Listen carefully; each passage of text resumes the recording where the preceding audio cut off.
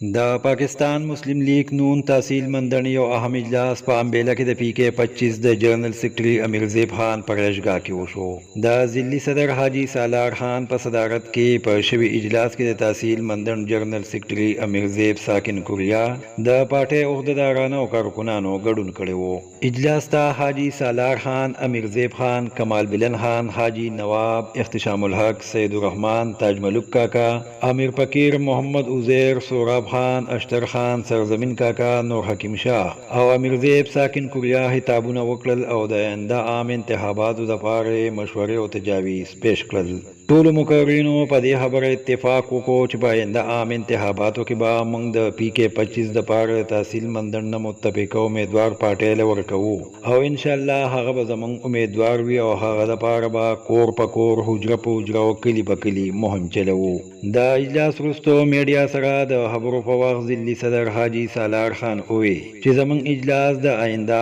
عام انتخاباتو دپاره وو. هغوی وویل چې مسلم لیگ نون آئینی او جمهوری پارټي ده او هر چاته دا حق حاصل دی چې پارټۍ ته کاغذات جمع کړي. حاجی سالار خان وویل چې د پارټۍ مشرانو لا څوک امیدوار نه دی نامزد کړی او چې څوک هم الیکشن کې برخه اخیستل غواړي پارټۍ ته د ټیکټ دپاره کاغذات جمع کړي. په دې موقع د پی کې 25 جنرل سیکرټري امیر زیب خان وویل چې د ملګرو ګیلې مانې په خپل ځای ټیک دي، خو د مسلم لیگ نون حکومت د پی ډي ایم مشترکه حکومت و ځکه به د ملګرو کارونه نه وي شوي، خو ټول ملګري په خپل ځای دي او انشاءالله زموږ تمه ده چې پارټۍ سره به اوږه په اوږه ځي. هغوی زیاته کړه چې انشاءالله د پی کې 25 امیدوار به دا ځل د تحصیل مندن نه وي او زموږ امید دی چې د تحصیل مندن ولس به زموږ په امیدوار ننګ کوي. زموږ خو په دې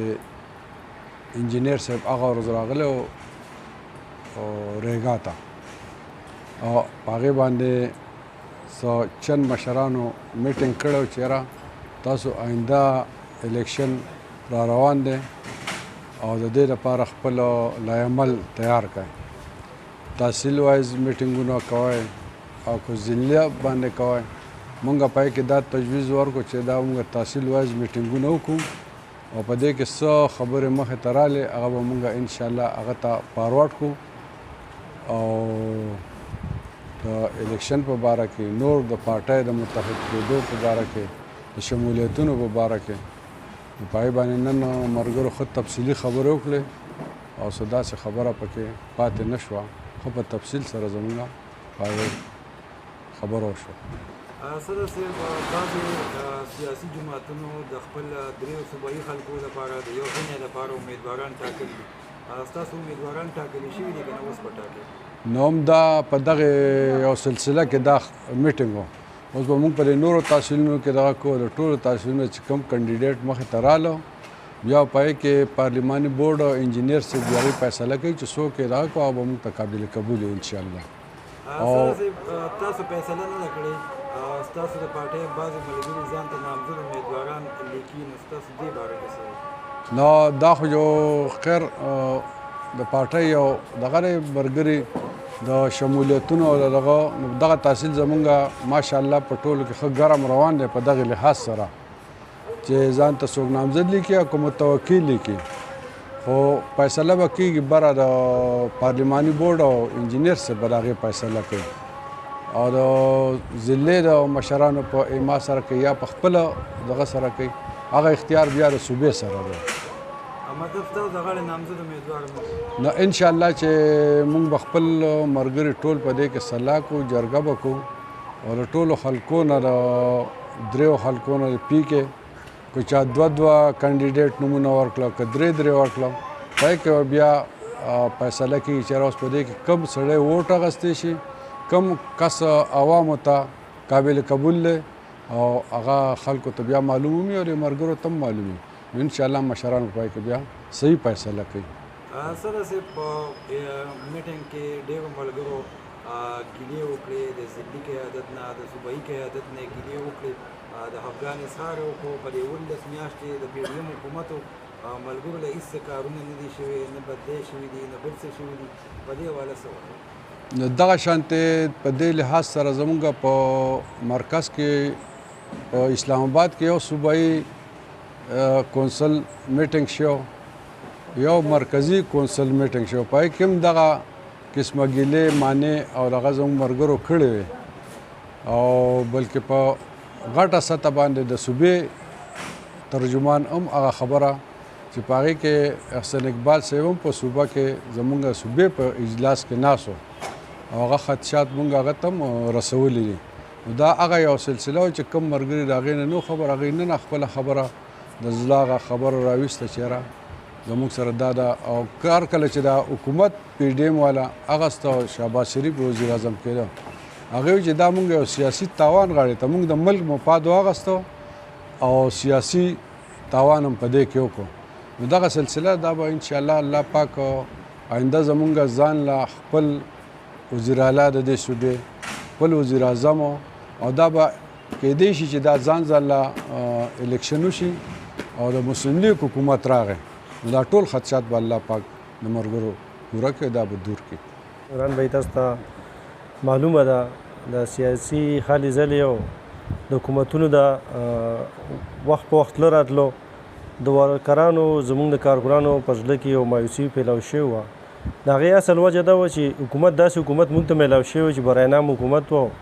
انجینر صاحب په داسې کرسۍ باندې ناست و چې بې اختیاره کرسۍ باندې ناست و نو زموږ د ورکر ته ګیله ډېره زیاته وه زموږ توقع چې دی به زموږ بونیر ته خصوصا موږ له به هغه مینه راکوي د کوم چې اواز چې کو چې زما بونیر دویم کور دی نو زموږ د هر ورکر په زړه کې دا وه چې دی به موږ له هغه مینه راکوي خو بدقسمتي زموږ دا وه چې یا زموږ کې هغه اخلیت نه و چې موږ د هغه نه هغه غوښتنه کړې وې یا د هغه په موږ باندې هغه د هغه نه باور نه و چې یاره دوی کمزوري دي او د دې نه ماته څه حاصلېږي نه نو په دغه وجه باندې موږ ته د ملګرو که مایوسۍ چې دي هغه فیلاو شوي دي هغه سیوا شوي دي د ملګرو تقریبا کارونه بالکل نه دي شوي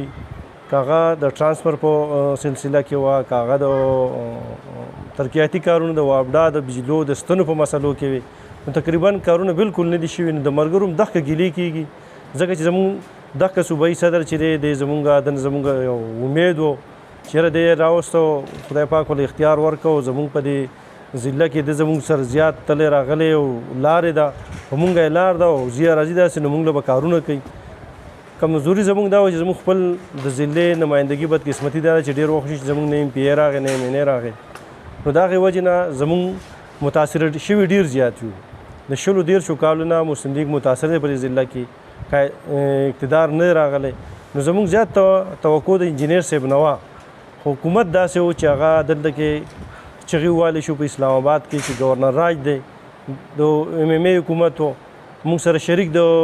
جمعیت العلماء اسلام والو نورې پارټۍ وې د 1400 پارټو مشترکه حکومت و نو ادارې هم داسې وي چې هغه هرې پارټۍ خپل ځان ته تړلې وي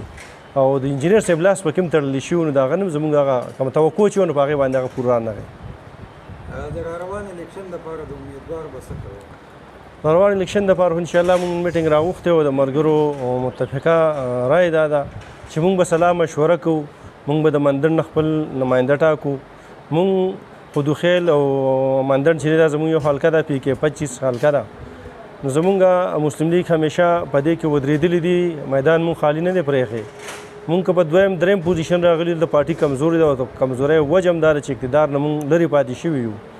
نو انشاءالله د ملګرو په سلا مشوره باندې دا پرې زموږ د ملګرو د اواز چې موږ به د مندړ نه خپل نماینده صوبایي اسمبلی ته ودرو